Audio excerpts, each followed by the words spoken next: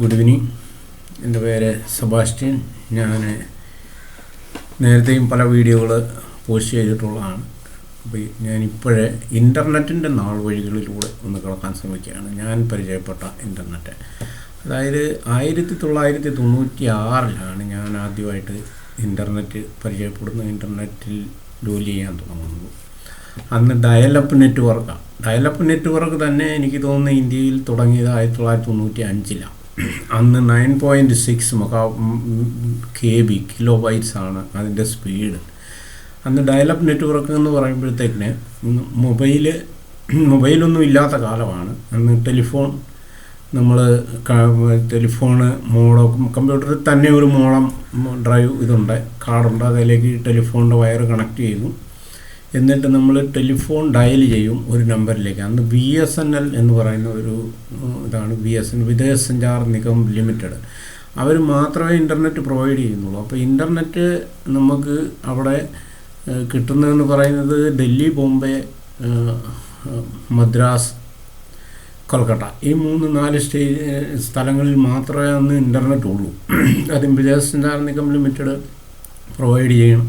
Dial-up നെറ്റ്വർക്കാണെന്ന് അത്ര റേഞ്ചില്ല. അതുകൊണ്ട് ഈ 4 സ്ഥലങ്ങളിൽ കൊടുക്കുന്നുണ്ട്. ലിമിറ്റഡായിട്ടുള്ള സബ്സ്ക്രൈബേഴ്സേ ഉള്ളൂ. അന്ന് ചാർജും ഭയങ്കര ചാർജായിരുന്നു. 96 എനിക്ക് തോന്നുന്നു 25,000 രൂപ 500 മണിക്കൂറിന് ചാർജ് ചെയ്യുന്നുണ്ടെന്ന്. അപ്പം ഡയലപ്പ് നെറ്റ്വർക്കിലൂടെ കണക്ട് ചെയ്യണമെങ്കിൽ നമ്മൾ ആദ്യം ടെലിഫോൺ നമ്പർ, BSNL ഒരു ടെലിഫോൺ നമ്പറുണ്ട്, അത് നമുക്ക് കമ്പ്യൂട്ടർ അടിക്കുന്നു.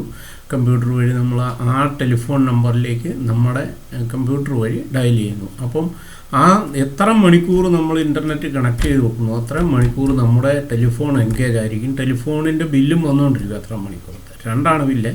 ഒന്ന്, ഈ ഭാരിച്ച ഇൻ്റർനെറ്റിൻ്റെ 25,000 രൂപ എന്ന് പറഞ്ഞാൽ അന്നത്തെ വലിയ തുകയാണ്. 95-ലും 96-ലും ഒക്കെ ആ തുക BSNL അടയ്ക്കുന്നതിനോടൊപ്പം തന്നെ നമ്മുടെ ടെലിഫോണിൻ്റെ ഓരോ കോളിനും ഇത്ര എന്നുള്ളതുണ്ടല്ലോ അന്ന്. ആ രീതിയിലുള്ള പൈസയും നമ്മളെ ചാർജ് ചെയ്തുകൊണ്ടിരിക്കുക.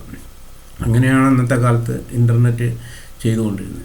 ഓരോ 500 മണിക്കൂർ കഴിയുമ്പോഴും നമ്മൾ പോയിട്ട് അവിടെ ചെന്ന് BSNL ചെന്ന് അത് പുതുക്കണം. ഇന്നത്തെ പോലെ ഓൺലൈനായിട്ടുള്ള സംവിധാനമൊന്നുമില്ല.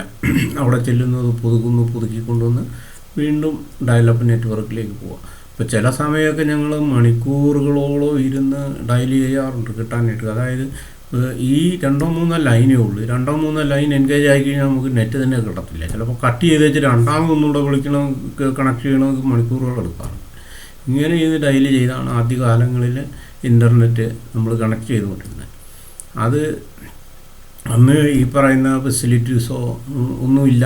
അന്ന് 436 Pentium 436 ഒക്കെ കമ്പ്യൂട്ടർ ഉള്ള സമയമാണ്. ഇന്ന് നമുക്ക് ചിന്തിക്കാൻ പറ്റത്തില്ല. 436 MB സ്പേസ് ഒരു കമ്പ്യൂട്ടറാണ്. വിൻഡോസ് ആ ലെവലിലേ ഉള്ളൂ വിൻഡോസിൻ്റെ ഫെസിലിറ്റീസ്. അതുകൊണ്ട് വിൻഡോസ് കുറച്ച് സ്ഥലം ക്യാപ്ചർ ചെയ്യും, ബാക്കി സ്ഥലം നമുക്ക് യൂസ് ചെയ്യാനുണ്ട് ഈ 436-ലും. അങ്ങനെയുള്ള ഒരു കാലത്ത് ഇൻ്റർനെറ്റ്, അങ്ങനെയാണ് ഇൻ്റർനെറ്റിൻ്റെ ആദ്യം തുടക്കം. അങ്ങനെയാണ്. അന്നും ഒരുപാട് കമ്പനികൾ അന്നും ഇൻ്റർനെറ്റിലൂടെ വർക്ക് ചെയ്യുന്ന വിദേശത്തുനിന്ന് സോഫ്റ്റ്വെയർ കമ്പനികൾ സോഫ്റ്റ്വെയർ അയക്കാനും ഒക്കെ ആയിട്ട് ഈ ഡയലപ്പും ഒക്കെ എടുക്കാറുണ്ട്. അന്ന് ലീസ്ഡ് ലൈനുണ്ട്.